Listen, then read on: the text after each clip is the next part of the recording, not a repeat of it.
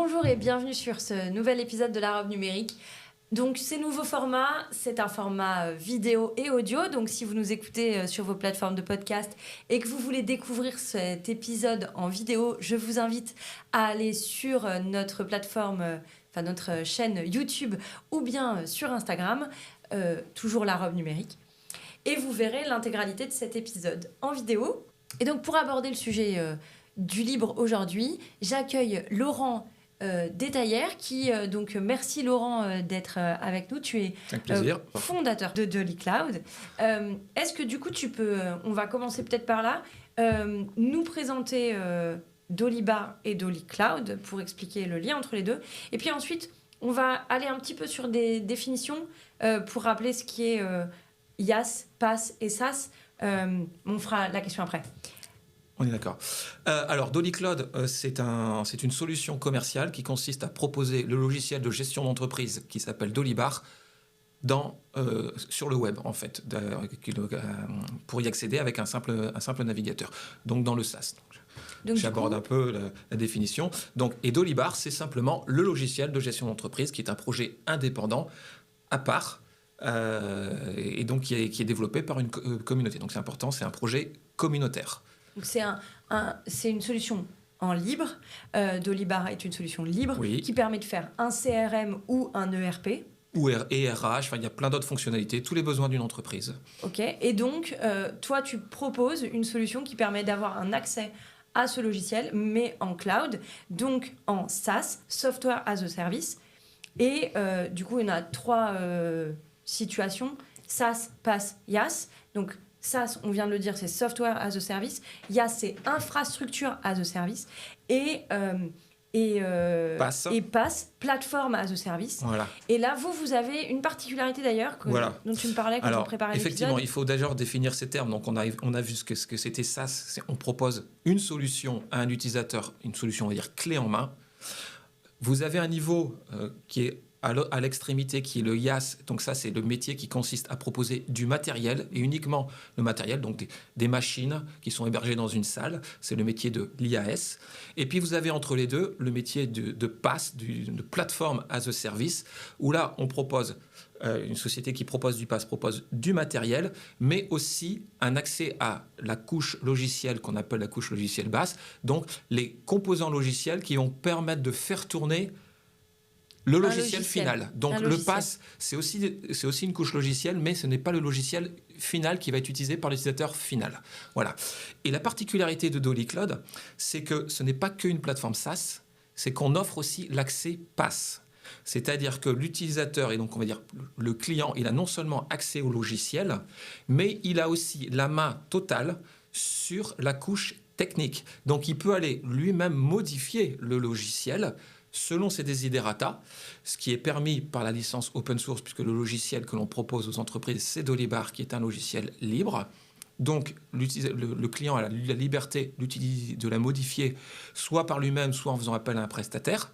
Et nous, on laisse la possibilité de modifier ça sur notre plateforme sans, et c'est là la particularité, sans perdre les avantages du SaaS. Parce qu'en général, il y a des sociétés qui fournissent du SaaS, d'autres qui fournissent du PaaS, et c'est l'un ou l'autre. Nous, on propose les deux en un. Et ça, c'est une particularité qui est assez singulière, en fait. Alors, quand tu dis vous proposez, c'est-à-dire que vous mettez à disposition, vous aidez l'organisation qui veut utiliser cet outil. Comment ça se passe on n'aide pas, mais on donne les accès. C'est-à-dire qu'en gros, on donne le login et le mot de passe pour accéder à la plateforme au niveau du système d'exploitation. D'accord, mais moi, basiquement, si je veux mettre en place Dolly Bar dans ma structure et que je veux avoir un accès cloud, parce qu'on fait beaucoup de collaboratifs et que je veux avoir accès à mon logiciel un peu partout, toi, tu vas m'accompagner concrètement au sein de Dolly Cloud pour implémenter le logiciel. Comment ça se passe en fait ? Qu'est-ce que tu vas offrir comme... Le besoin que tu exprimes, c'est le besoin d'utiliser uniquement. Donc là, on va dire que c'est l'offre SaaS uniquement. Donc tu vas aller sur le site et puis tu vas cliquer pour dire « donne-moi un accès ». Tu vas te créer un compte et après tu as la main sur l'application pour créer d'autres comptes, etc. Mais là, on est sur du SaaS pur. Par contre, quand tu as besoin de faire une modification au programme parce que la solution ne correspond pas à ton besoin, et tu as besoin de faire une évolution informatique, donc qui est une évolution qui ne peut être faite que par des développeurs informaticiens, tu peux demander à des informaticiens de rentrer sur la plateforme, d'aller modifier l'application même et de mettre ta propre version. Et là, par contre, donc c'est des connaissances techniques, donc ce qu'on appelle un accès SSH que tous les informaticiens connaissent. Et donc, dans la plateforme PaaS, on donne l'accès SSH.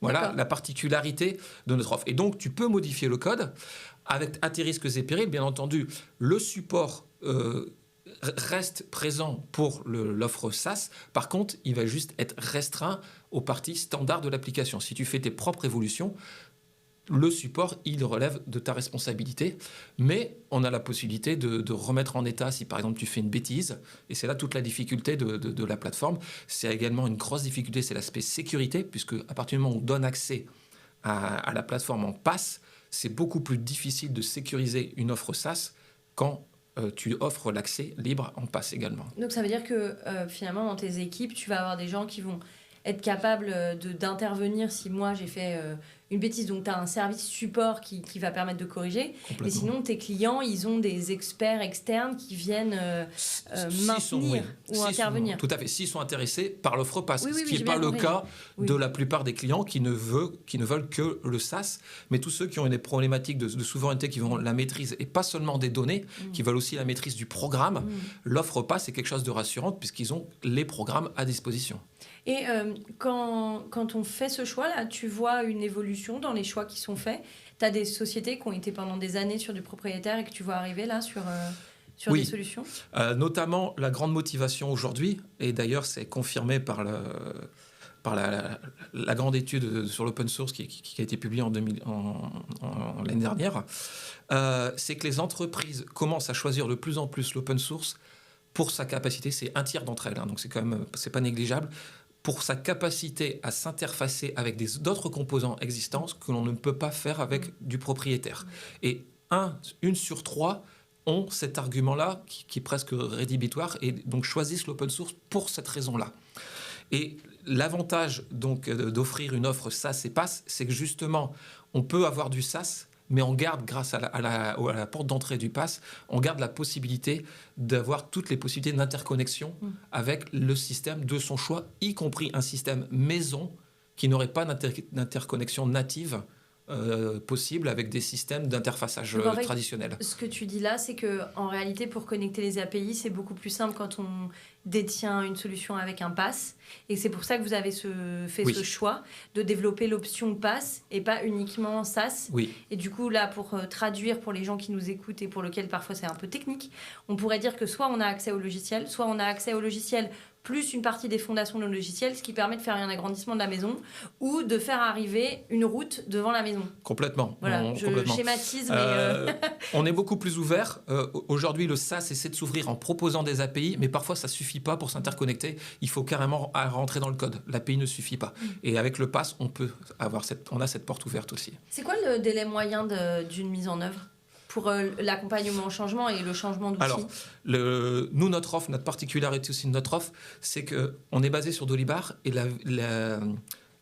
l'ADN de Dolibar, c'est que ce soit simple à rentrer dedans. En fait, on essaie de proposer une solution qui a une couverture très large, mais avec une courbe d'apprentissage qui soit la plus faible possible. Et beaucoup de clients, en tout cas ceux chez nous, sur DoliCloud, sont des clients qui sont souvent autonomes. C'est des chefs d'entreprise qui vont essayer par eux-mêmes et qui vont faire la migration par eux-mêmes. Voilà. Et donc avec finalement un support qui est minimal pour nous, ce qui nous permet d'avoir des tarifs très, très, très bas. Quand il y a un besoin d'accompagnement plus poussé, on va renvoyer à une société tierce et on va les inciter à prendre un accompagnement avec une société tierce. Et donc pour les clients qui essaient de faire les choses par eux-mêmes, donc de do it yourself, il faut savoir que 9 fois sur 10, ça suffit. Il y a beaucoup d'entreprises qui arrivent en tout cas pour les petites boîtes, j'entends. Ce n'est pas du tout le cas pour les grosses ou même les moyennes, mais pour les petites boîtes, ça suffit. Et ces petites entreprises-là, on va dire que la personne est opérationnelle, on va dire, dans les heures qui suivent, en fait. D'accord, donc c'est finalement un temps qui est vraiment très lié à la taille de l'organisation et donc volume Voilà. de migration en Pour réalité. une organisation qui va être plus importante, qui va avoir que à partir de 20 salariés et puis des grosses boîtes, là c'est clair qu'il faut un accompagnement parce qu'on est sur quand même un ERP, un CRM, le cœur de l'entreprise, et donc on veut des spécificités, on veut mettre sa marque. Rien que la nomenclature, quand on fait des transferts. Il y a énormément de choses, il y a la migration des données, il y en a beaucoup qui démarrent sans forcément migration des données. Ils ont besoin de gérer, ils laissent leur facture sur l'ancien système et ils démarrent un nouvel exercice sur le nouveau. Et la transition, du coup, se fait de manière très simplement. Ok. Et tu as un peu évoqué le sujet, on n'a pas donné de chiffres, mais ça coûte combien un projet comme ça? Et surtout, moi, ce qui m'intéresse sur cette question, c'est justement parce que tu parles des petites structures. Les petites structures, c'est souvent pas de spécialistes techniques et encore moins d'informaticiens. Elles ont souvent un infogérant. Donc, la question, c'est aussi le coût de maintenance, la récurrence, qui peut être liée aussi à la sécurité. On a fait un épisode dédié. Donc, je renvoie aussi les auditeurs qui veulent écouter cet aspect spécifique de la sécurité. On a pas mal insisté. Quel est le coût en réalité? Quel est un budget, une fourchette, un moyen ou la manière dont tu vas le calculer? Alors, quand on fait du SaaS, la sécurité, c'est un budget énorme. Chez nous, en tout cas, c'est 50% du temps qu'on investit en argent. C'est sur l'aspect sécuritaire. Surtout que l'on a une offre SaaS-PaaS, donc on a des problématiques de sécurité qui sont encore un cran au-dessus par rapport à nos concurrents. Donc, c'est un coût énorme. Simplement, on a la chance que l'offre qu'on propose, elle est basée sur un projet open source. Donc, on bénéficie de tous les investissements en sécurité qui sont faits par ce projet. Ce qui fait que nous, on a des coûts en sécurité qui sont finalement très faibles par rapport à d'autres offres. Et ce qui nous permet d'offrir aujourd'hui une solution SaaS qui soit up-to-date en termes de sécurité, qui soit à la pointe, avec finalement des tarifs qui sont bien inférieurs à nos concurrents. Aujourd'hui, on veut un ERP CRM, on veut la stack complète d'une gestion d'entreprise. Il faut prendre le coût moyen du marché, on est plutôt sur du 40-50 euros par utilisateur pour les solutions SaaS traditionnelles. Nous, aujourd'hui, on est à 14 euros par utilisateur pour prendre notre offre basique, en fait.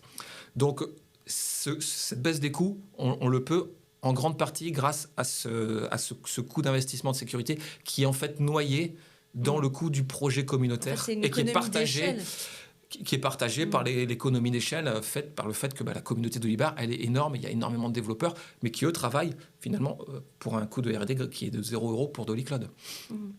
Ok, c'est très clair.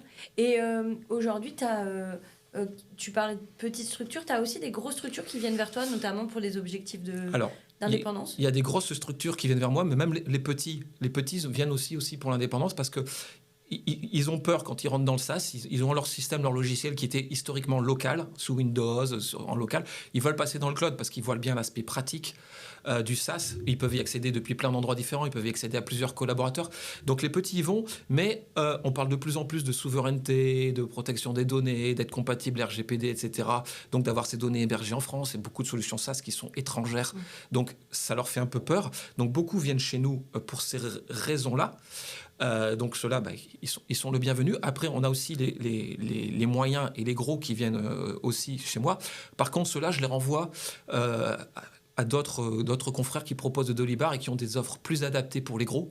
Parce que nous, on a une offre de service qui est vraiment minimale, dans le sens où on préfère ce que les gens deviennent autonomes par eux-mêmes. Et donc, on est plutôt à destination des chefs d'entreprise qui sont autodidactes. Donc, en fait, ce que tu dis, c'est que finalement, toi, tu mets l'accent sur la formation et sur l'autonomie. L'auto-formation. Ouais, donc, mais du coup, vous êtes quand même là à venir, je dirais, avec en garantie, en garde-fou. C'est ça. On est un garde-fou, mais on essaie de mettre le garde-fou vraiment au niveau le plus bas possible. C'est-à-dire, voilà, vous êtes bloqué, il y a un problème, ça plante. Vous avez fait quelque chose dans l'appli qui ne va pas, vous ne savez plus comment vous en sortir, on va être là derrière en support. Par contre, l'apprentissage, découvrir l'outil, l'adapter à votre besoin, on essaie plutôt d'orienter l'utilisateur pour le faire par lui-même. C'est ça qui nous permet aussi, donc c'est un deuxième axe qui fait qu'on a des coûts beaucoup plus bas. Si par contre vous voulez vraiment un accompagnement complet, plus complet, il vaut mieux s'orienter sur d'autres offres parce que des offres de Dolibar, En SaaS, il y en a des tas d'autres. En fait, ce que tu dis, c'est qu'il y a aussi des offres qui sont déjà packagées, en fait. Complètement, des offres packagées avec du support, de l'assistance à la migration, de la TMA, du développement spécifique sur mesure. Par exemple, nous, on ne va pas faire de développement sur mesure chez Dolicloud. Ça veut dire que là, quand on part avec toi, on est presque sur quelque chose qui est en low-code ou en no-code? Alors, c'est un autre sujet, le low-code et le no-code. Oui, c'est un autre sujet, mais ce que je veux dire, c'est que j'essaye de me figurer, moi-même en tant que chef d'entreprise, si je devais paramétrer mon CRM, je ne suis pas, dev, j'ai quelques geeks avec moi là dans l'équipe, mais voilà, je me figure pas en fait si j'arriverai à le faire. Donc je me dis, est-ce que c'est un mitigé no-code, low-code, et qui fait qu'effectivement, avec un tout petit peu de connaissances et d'apprentissage, en quelques jours, on arrive à comprendre comment ça fonctionne, ou est-ce que finalement, c'est vraiment, j'appuie sur des fonctionnalités, ça me tombe dans mon truc et ça me crée, par rapport à mon expression de besoin que je connais par cœur, parce que je connais mon métier. On est plus dans cette optique-là, c'est-à-dire qu'on va activer les fonctionnalités à la souris en cliquant « je veux cette fonctionnalité voilà, donc on est plutôt... je veux ce paramétrage ». Donc on est vraiment sur du paramétrage. Alors attention, on est sur du paramétrage que j'appelle utilisateur à la souris, par quelqu'un qui n'a pas de connaissances techniques. Oui, donc c'est parce quand que même beaucoup de projets ERP, CRM emploient le terme paramétrage pour parler de développement spécifique. Donc ça, c'est quelque chose qui me heurte, moi, personnellement, parce que quand il faut des connaissances techniques, on est, pour moi, plus sur du paramétrage. On est sur du développement spécifique, même si c'est du développement simple et rapide. Ok. Et du coup, ça veut dire que lorsque on envisage, enfin si en tout cas je le faisais pour ma structure, ça veut dire quand on envisage un projet comme ça, on a quand même besoin d'une expression de besoin.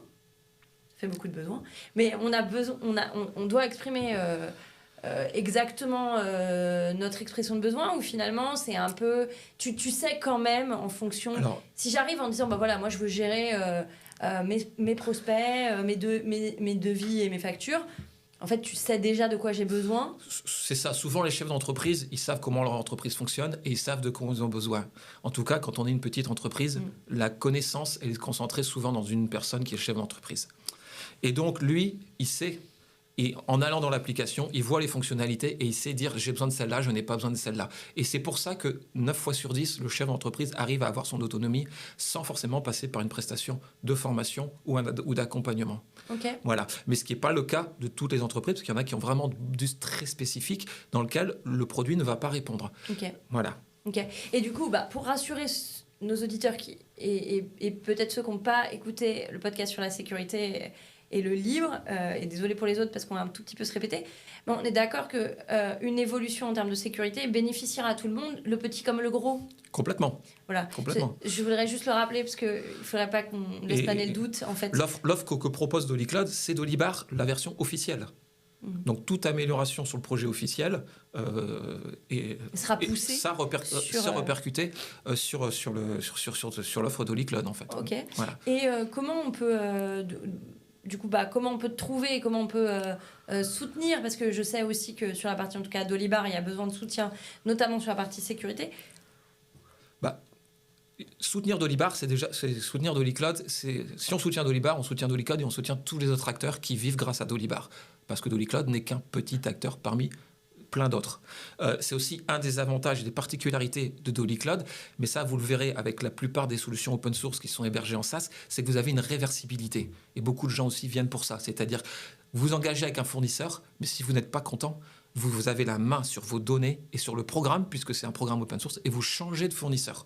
Et vous allez sur un autre hébergeur de solutions SaaS, Dolibar, et la transition, elle va être indolore, puisqu'en fait, c'est le même produit. D'accord. Donc pour les utilisateurs, c'est pareil. Pour l'informaticien qui va faire la migration des données ou la société qui va récupérer, c'est également très indolore, puisque ça peut se faire. Nous, on fait des migrations comme ça d'un système à un autre, ça prend quelques minutes. D'accord. Donc on ne le fait même pas payer en fait, Okay. ce genre de prestations.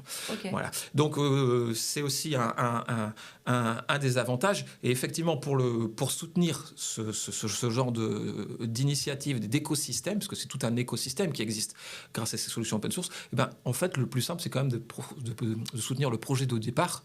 Et le projet de départ aujourd'hui, c'est Dolibar, qui a déjà une grosse communauté, et vous pouvez soutenir de plein de manières. Ça peut être financièrement en adhérant à l'association Dolibar, ça peut être en contribuant si vous avez des capacités techniques à contribuer, en corrigeant des failles de sécurité si vous êtes un hacker, en faisant de la communication, en propageant les particularités de solutions open source. Si vous êtes juste un communicant, voilà, il y a plein de manières d'aider aujourd'hui.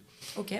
Et pour en finir sur l'aspect financier, c'est une facturation au projet, il y a une récurrence. Alors pour moi, pour Dolichla, c'est une facturation à l'abonnement et à l'utilisateur. D'accord. Mais comme je l'ai dit, l'écosystème est très riche. Vous trouverez des offres d'Olibar qui facturent au forfait.